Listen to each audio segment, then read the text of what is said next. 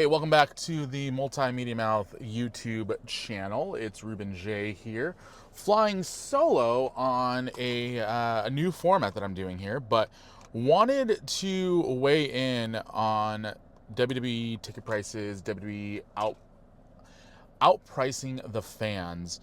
BJ Bethel and I on our podcast, formerly known as the BJ Bethel Project, now known as the Rent Free Podcast with BJ Bethel and Ruben J.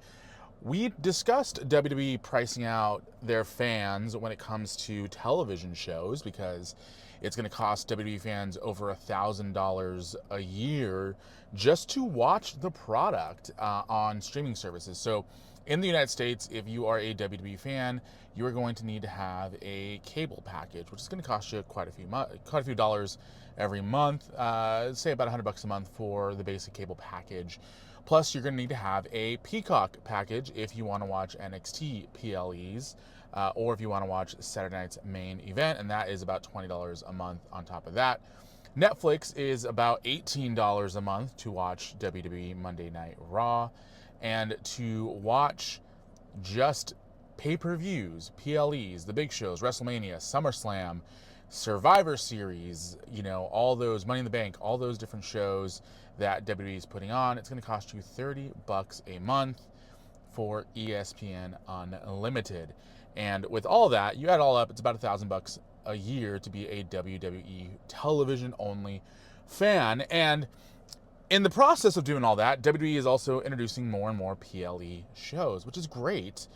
Giving you more value for your dollar. If you have 3 or 4 PLEs a month, and you're able to, watch all these PLEs for the low price of $30 a month.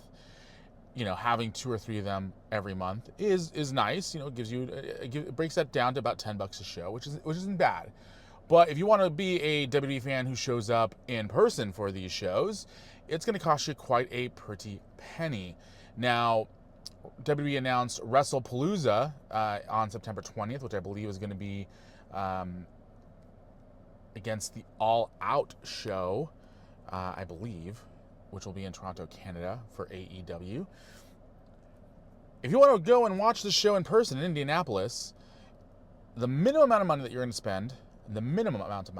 spend to be up in the Raptors, to be in the nosebleed, I believe is about $400, which is quite a bit of money, especially if you're going to go with, if you're going to bring a friend or bring your significant other. I like to take my wife to these shows, and so usually we're looking at 2 tickets. So it's not just $400, it's $800 to take my wife with me, and then parking and food and all the other stuff that comes along with that. If you want to be in the front row at WWE WrestlePalooza, it's going to cost you $5,000 for 1 ticket. Now, I understand that WWE is now owned by TKO, which is owned by Endeavor. And Endeavor spent billions of dollars to acquire WWE, and they're trying to get their maximum return on investment. And BJ and I spoke about this, that, WWE at this point might as well, TKO, the only way they're going to get value out of their purchase is by getting these billion-dollar streaming deals, billion-dollar television deals, and by charging WWE fans an arm and a leg to essentially attend shows in person. And that's what they're doing. They are trying to get their money back. Now, in one hand, I feel bad for the average WWE fan. I myself would every so often, every couple of years, like to go to a WWE show. I would go and I would find a $50 ticket to the local show, to Monday Night Raw. I would find a $100 ticket to, as an example, I spent, I think, $400 for 2 tickets for SummerSlam back in 2021 when it was at Allegiant Stadium in Vegas. That was not a lot of money. They were good seats. They were not nosebleed seats. They were not obstructed view seats. They were good seats. They were about halfway down. I was able to see the ring. I was able to be in the same venue as some of my favorite WWE wrestlers. It was a great experience, and for not that much money. These days, to be a WWE fan, that experience will probably cost you a minimum of $1,000, I would assume. Now, I feel bad for the average fan who doesn't have a lot of money, who, WWE is coming to their town for a big show, and, they have a couple $100. They go to look at ticket prices and realize they are priced out. They may be able to afford one ticket, but they want to bring their significant other, their wife, their child, their best friend, and it's going to cost them significantly more than they expected. And now they are relegated to spending their day watching WWE on television. Now, AEW doesn't quite have that problem. Their tickets tend to start at about $75, and then they go up from there.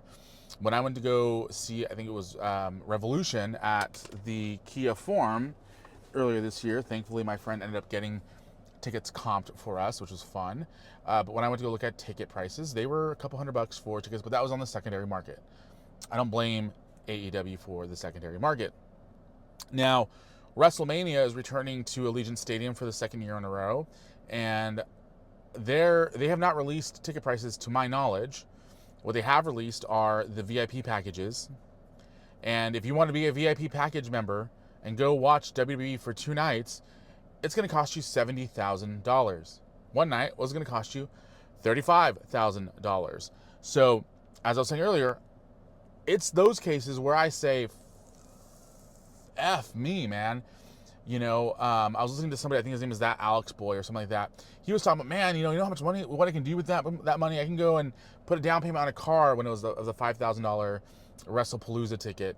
Front row tickets for WrestlePalooza are $5,000. I don't know if I mentioned that. Like WWE, TKO, they're not pricing those tickets for the average fan. They are pricing those for the people who can't afford that price point. $70,000, $35,000 for a front row ticket is not. It's not going to be John Smith, who works at the mechanic shop and wants to take his son. They're not going to be able to pay those prices. That is for the millionaires, the influencers, the people who are having other people pay for them.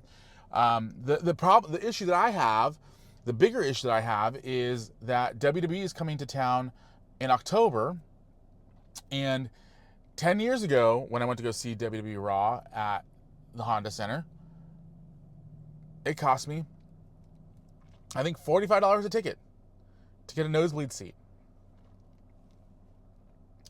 Last year, when I went, or the year before, I don't remember when it was, I went to the Honda Center with my wife. I think she was my fiance at the time. I believe we spent $150 for 2 tickets. This year, WWE is coming to town. It's going to cost me $150 to get a nosebleed seat ticket at the Honda Center for Monday Night Raw. And it's going to cost me $1,500 to get a front row seat at the Honda Center. So WWE, they are no longer the everyman company. They are no longer the company, at least for, well, even for television viewing, really. But even if you want to go watch the show in person, WWE has become a premium product. WWE has always wanted to be a premium product. Vince McMahon has always wanted WWE to be premium entertainment, which is why it was always sports entertainment, not professional wrestling. WWE, for so long, has wanted to get these billion-dollar television deals, to get these massive sponsorships from Slim Jim and from beer companies, which they haven't gotten a beer sponsorship yet, surprisingly. Well, other than the Real American Beer, which I don't think really counts. WWE is pricing people out of the market, and it is sad. But the reason why it's taken me 9 minutes to get to this point is I want WWE fans to hear me out. If you want WWE to lower their ticket prices, stop going to their shows. Don't subscribe to ESPN Unlimited. Cancel your Peacock subscription. The only way that WWE is actually going to listen to fans and actually going to lower the cost of doing business as a fan is if the fans stop showing up. Now, WWE will continue to push the limit on how much they can charge their fans until people say enough is enough. I'm not saying to stop watching wrestling in its entirety, but I am saying stop giving the monster your money if you want the monster to stop taking your money. Make sure to like this video, comment down below if you plan on going to WWE shows, even with the insane pricing that they are. And make sure to subscribe to this channel and share this video. My name is Ruben J. I'll be back with Rent Free with BJ Bethel and Ruben J. later this week. We got quite a few things coming up, so make sure to subscribe.